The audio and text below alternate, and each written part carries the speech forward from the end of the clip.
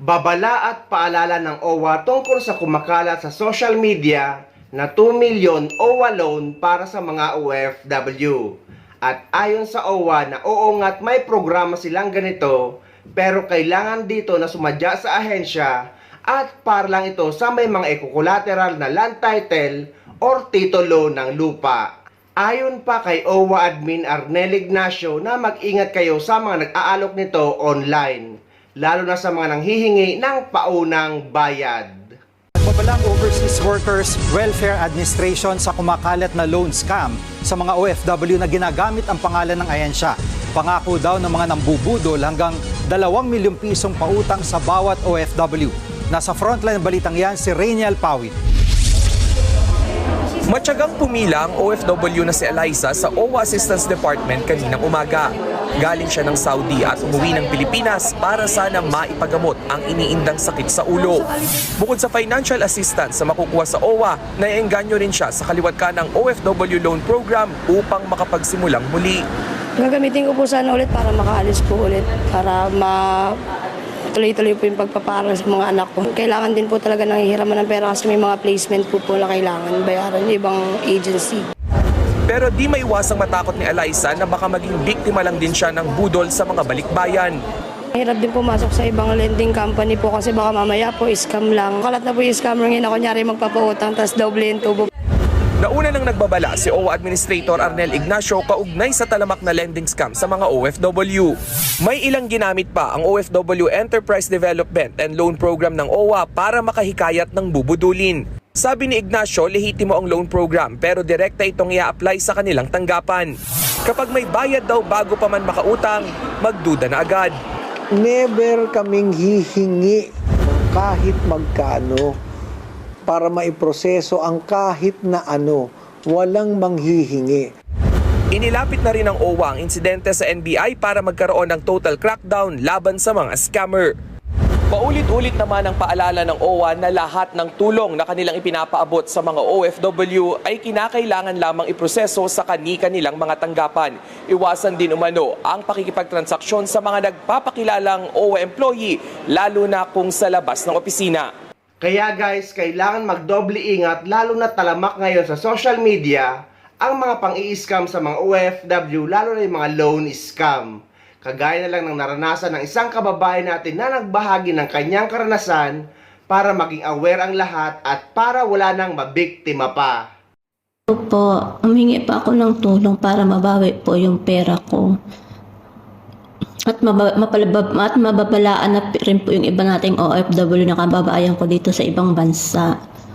Uso po ngayon kasi yung yung online loan. Ngayon po, pa ako sa loan na Migarins Express. Nag-fill up po ako. Nagtingin din pa ako sa kung tunay po itong kanilang kumpanya po. Nandito naman po yung SIC number, tapos company name is Migarins Express Linden Corporation po. Ngayon po, nakapag-apply na po ako, tapos sabi nila mag-deposit daw ako ng 8,000 at yun po ay mag-a-add naman po yun sa mawi-withdraw ko. So sa madaling salita po, nagpadala pa ako ng pera through GCash po, 8,000 po. Ngayon po, yung 8,000 po yun, tapos saka ko po mawi-withdraw yun, may OTP po. Tapos ngayon po, binigyan nila sa akin yung OTP, yung pag-withdraw ko po, mali po yung hindi ko alam bakit nagkaroon ako ng isang mali doon sa GCash number ko. Pero sa totoo lang, tama naman po yon. Ang sabi po sa akin, mag-deposit po ulit ako ng another 15,000 para po yun sa pag-unfreeze daw po ng account ko. Dahil sa system po nila yon, para sa system daw po nila yon. Po ako, ulit po ako, nag-deposit po ulit ako ng 15,000. Tapos po ngayon, nag-deposit pa ako ng 15,000. Tapos hindi ko po uli makuha po yun. Iwan ko sa anong kadahilanan. Nag-ano uli pa ako, nag-deposit pala ako ng 15. Tapos ngayon po, sabi sa akin, mag-deposit po ulit ako ng 20,000. Nag-deposit pa ako ng 20,000. Tapos para po sa OTP yon, para sa system daw po nila yon, pero a-add din po yun nila sa ano ko, sa wallet ko. Totoo naman po doon sa wallet po ng kanilang ano, na-add po yon. Na-add po dito sa wallet.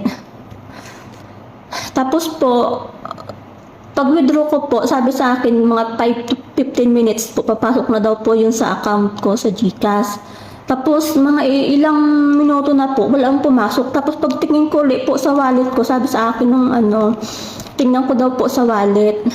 Sabi ko bumalik. Tapos may ano po siya, may binigay ulit po siyang number na taga-finance daw, taga-finance po siya. Tapos yun po, nag-chat pa ako doon na ano pong nangyari. Sabi daw po ay na-over daw, kailangan ko daw bayaran yung tax na 16,000 mahigit daw po.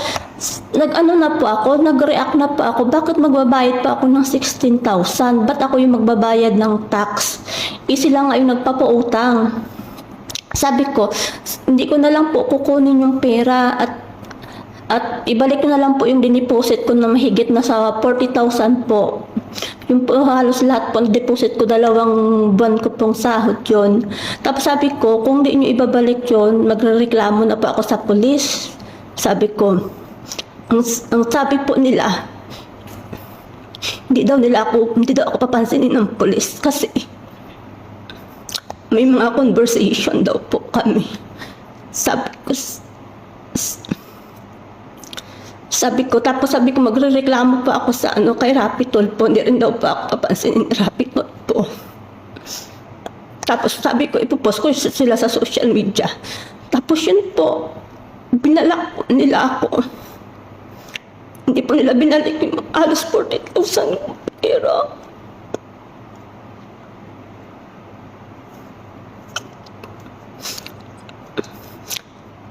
At least kahit hindi ko po makuha yung pera, at least nabalaan po yung mga kababayan na baka may mabiktima pa po sila. Naghihirap kami dito sa ibang bansa, tapos sila ay ano lang, kukunin lang nila basta-basta. Yun lang po, sana po mabigyan ninyo ng action. Isisend ko po yung ano, yung mga pangalan kung kanino ko sinend yung mga pangalan kung kanino ko sinend yung pera. Yung mga ano nila, yung mga kasabwat nila. Yun lang po. Maraming salamat po. Basta guys, ang paulit-ulit nating pinapaalala sa lahat na kapag naglo-loan kayo ngunit hinihingan kayo ng pera na wala pang binibigay sa inyo, yung amount na niloan nyo ay 100% ay scam yan. Kaya dapat maging wise din tayo at magdoble ingat.